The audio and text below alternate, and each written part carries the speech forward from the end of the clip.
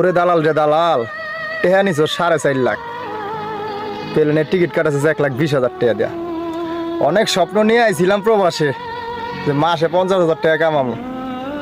বাড়ির মানুষগুলা আশায় বইয়া রয়েছে মাসে 50,000 টাকা 60,000 টাকা পাঠাবে, কিন্তু বিদেশে যা আনছোস কেমনে থাকি কত?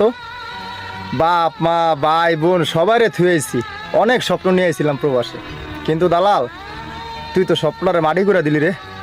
কারণ কি জানোস, এ প্রবাসে আইয়া বিমানের থেকে নাইমা এয়ারপোর্টে খাড়া থাইকা না বুঝলাম ভাষা, না বুঝলাম কিছু, না পাইলাম কারো স্নেহ, না পাইলাম কারো মায়া।